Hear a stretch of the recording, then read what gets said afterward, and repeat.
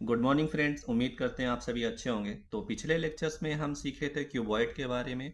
तो आज हम सीखने वाले हैं 3D शेप में स्फेयर के बारे में। स्फेयर से रिलेटेड जो भी फार्मूला बनता है वो भी सारी चीज़ें हम सीखेंगे डिटेल्स में। जब ये चीज़ें सीख जाएंगे बिल्कुल बेसिक, तो हम चलेंगे क्वेश्चन की तरफ।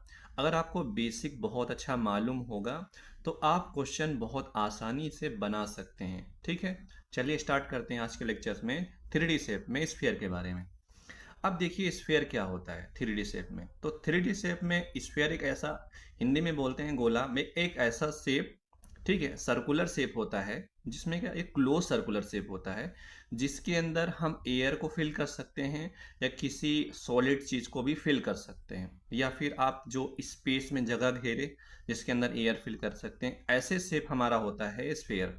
ठीक है, स्फीयर को अगर नॉर्मल आप रियल लाइफ में देखना चाहें, जो क्रिकेट की बॉल होती है, ठीक है, क्रिकेट की बॉल, जैसे कि देखिए क्रिकेट बॉल, क्रिकेट बॉल भी हमारा ऐसा इस टाइप का शेप होता है। ये जो शेप होते हैं हमारा क्या होता है, स्फीयर होता है। ऐसे गोले टाइप होता है जिसके अंदर एयर एयर फिल होता है, कोई लिक्विड भी फिल कर सकते हैं। ठीक है, क्रिकेट बॉल हो गया, फुटबॉल हो गया। ठीक है, फुटबॉल भी हमारा क्या होता है, वो भी एक तरीके का स्फेयर होता है। तो इस टाइप के जो शेप होते हैं वो हमारे क्या होते हैं, स्फेयर। अब स्फेयर में जो भी रिलेटेड पॉइंट होते हैं, जैसे कि स्फेयर में क्या होता है, रेडियस।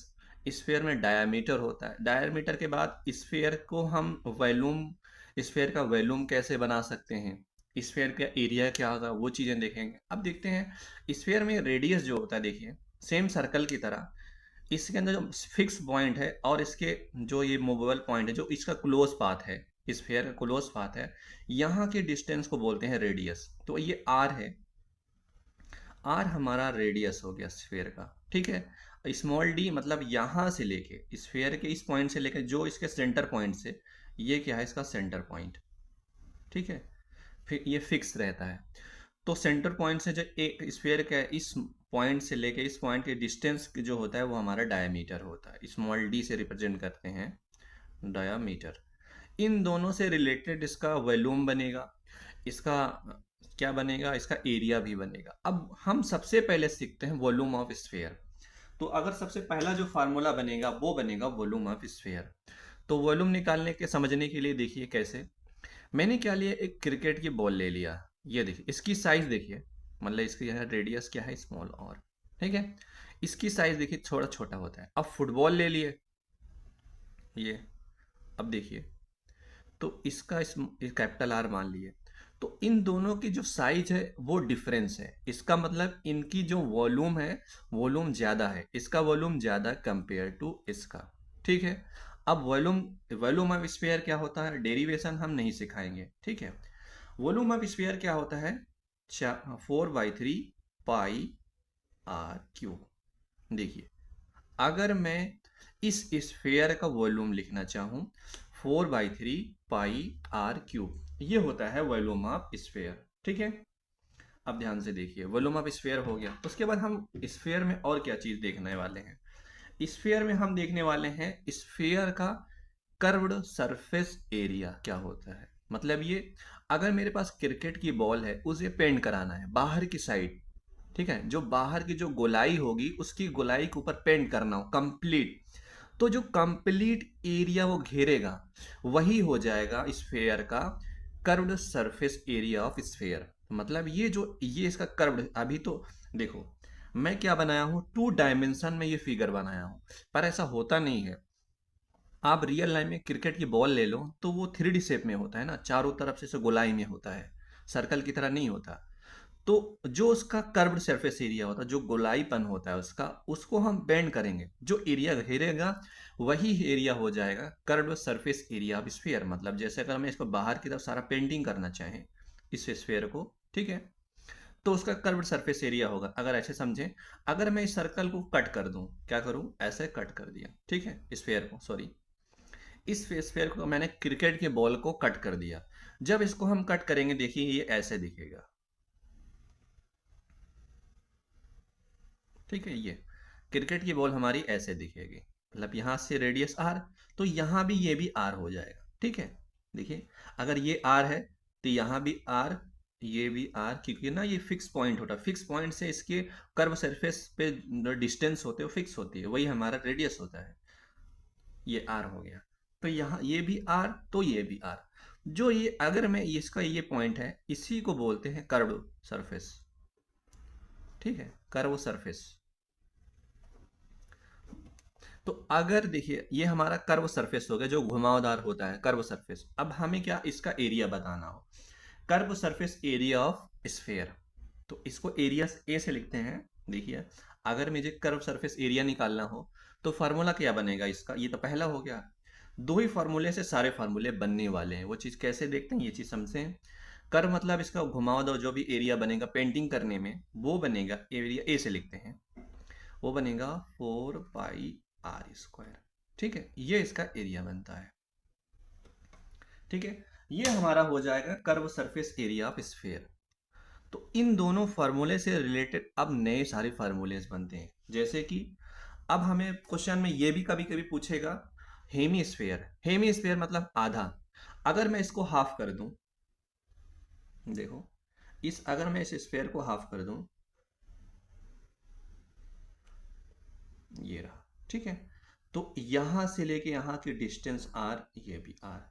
अगर इसके अंदर मतलब प्याला समझो, ठीक है, अगर इसके अंदर पानी फिल करना है, ठीक है, इसका मतलब कोई चीज क्वांटिटी लिक्विड टाइप की चीजों को फिल करना हो, इसका मतलब इसके अंदर जो घेराव है, जो वॉल्यूम बनेगा उसकी बात की जा रही है। तो मतलब इसमें अगर लिक्विड फिल करें वाटर वगैरह, तो वॉल्यूम का, अब इसका वॉल्यूम क्या होगा, टोटल का कितना होता है 4/3 पाई r³ तो हाफ के क्या हो जाएगा, टोटल का कितना है 4/3 पाई r³। टोटल ये है, टोटल का हमें आधा लेना है, ये हो जाएगा हमारा। ठीक है, ये हो जाएगा 4/3 पाई r³। इसका हाफ लेना है तो इसका हो जाएगा वॉल्यूम ऑफ स्फीयर। ठीक है, हेमीस्फीयर इसे बोलते हैं, हेमीस्फीयर। हेमीस्फीयर मतलब आधे का। ठीक है, अब हमें एक चीज और ध्यान देना है। अब ध्यान से देखिए, इसका हमें क्या, इसका तो एरिया बता दिया टोटल का और इसका वॉल्यूम बता दिया। अगर हमारा इस टाइप का फिगर है, इस टाइप के फिगर में हमारा ये पूछेगा एरिया, इसका एरिया निकालना हो, हेमीस्फीयर का एरिया निकालना है। जैसे कि दो दो निकलेंगे, एक होगा कर्व्ड सरफेस एरिया, जो प्याले का जो कर्व्ड होगा, कर्व सरफेस एरिया मतलब ये वाला बाहर की साइड में जो घुमावदार शेप है, ये जो घुमावदार शेप है इसका एरिया बताना हो तो क्या होगा, और जो इसका ऊपर का होगा वो एरिया कितना बनेगा, वो चीज देखो। टोटल बोलेगा, इसका भी ऐड करना है, इसका भी ऐड करना है। अब ध्यान से देखिए क्या बनेगा, हम हेमीस्फीयर का एरिया बनाने वाले हैं। ध्यान से देखिए, ये तो हम पहले इसका कर्व्ड सरफेस एरिया ले लेते हैं। तो कर्व्ड क्या मिलेगा, ये ऊपर सर्कुलर, ये हमारा एक सर्कुलर पाथ है, मतलब ऊपर से देखोगे प्याले के एक सर्कल की तरह दिखेगा, पर उसके चारों तरफ देखेंगे तो एक कर्व्ड सरफेस दिखेगा। अब इसका एरिया बताना हो, इसका इसका एरिया देखिए क्या बनेगा, इसका एरिया बनेगा 2 पाई r²। मतलब जो अगर आपसे पूछे हेमी स्फीयर का कर्व्ड सरफेस एरिया क्या बनेगा, तो आपको सिर्फ ये छोड़ के ये वाला लेना, जो कर्व शेप है उसका एरिया बनेगा 2 पाई r²। अब ये देखिए, अगर इसके ऊपर से देखेंगे क्रिकेट की बॉल को कट करके, तो एक सर्कुलर दिखेगा। क्या दिखेगा, सर्कुलर, ये इस टाइप का शेप दिखेगा। ठीक है, इसका रेडियस r है। अगर ये शेप यही सेम सेम है यहाँ पे, पर इसको 3D शेप में ऐसे दिखेगा, रियल में देखोगे तो आप ऐसे दिखेगा। अब ये एक तरीके का सर्कल है। अब हम सर्कल को बता दिए, सर्कल का एरिया होता है πr²। ठीक है, ये हो गया कर्व्ड सरफेस एरिया, ये हो गया इसका एरिया। अब क्वेश्चन में ये बोलेगा total surface area of hemisphere. क्या, total surface area of hemisphere. ठीक है, ऐसे लिखते हैं, total surface area of hemisphere. तो टोटल क्या बनेगा, ये हो गया curved surface area 2 pi r² plus circle का एरिया πr²।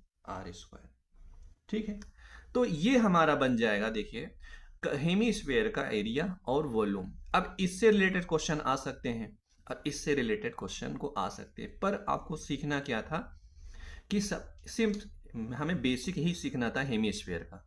ठीक है, हेमीस्फीयर में वॉल्यूम क्या होता है, अगर इसका वॉल्यूम मालूम है कुछ भी निकाल सकते हो। अगर मैं इसका और आधा कर दूं, हाफ, और मैं इसको और कट कर दूं इतना, देखिए ये इतना पार्ट। ठीक है, अगर मैं इसको कट, इतना पार्ट हो जाएगा क्वार्टर, क्वार्टर स्फीयर। अगर हम क्वार्टर स्फीयर क्या बनेगा, तो 1/4 कर देना है, तो इसका वॉल्यूम क्या बनेगा, टोटल कितना है 4/3 पाई आर क्यूब बाई 4। क्वार्टर मतलब 4, हेमी मतलब हाफ, क्वेश्चन नहीं बोले, हेमिस्फीयर मतलब हाफ, क्वार्टर मतलब 1/4 करना है वॉल्यूम का। वॉल्यूम मतलब कि जो हमारा स्फीयर बनेगा उसकी साइज, साइज के अकॉर्डिंग जो उसमें क्वांटिटी लिक्विड फिल करेंगे, ठीक है, वही हमारा उसको वॉल्यूम को डिफाइन करता है। जैसे कि इसका वॉल्यूम बहुत कम बनेगा, इसका वॉल्यूम और ज़्यादा, इसका वॉल्यूम और ज़्यादा, इसका वॉल्यूम और ज़्यादा, क्योंकि देखिए सबका जो रेडियस है, इधर से देखिए सबका रेडियस अलग अलग है इसमें, क्योंकि इसमें R1 मान लीजिए, इसको R2, R3, R4, तो क्या है R1 लेस देन R2 के है, R3 लेस देन है, R2 लेस देन है R3 के, R4 ग्रेटर देन है R3 के। तो वॉल्यूम किसका बनेगा, इसका ज़्यादा बनेगा, क्योंकि जिस स्फीयर की साइज बड़े होगी तो उसका वॉल्यूम ज़्यादा होगा साइज के अकॉर्डिंग, और उसका एरिया भी ज़्यादा होगा। ठीक है, अब हम एक चीज़ और क्या सीखते हैं, ये चीज़ मैं बता दे रहा हूँ। देखिए इसमें बस और कुछ फार्मूले नहीं हैं।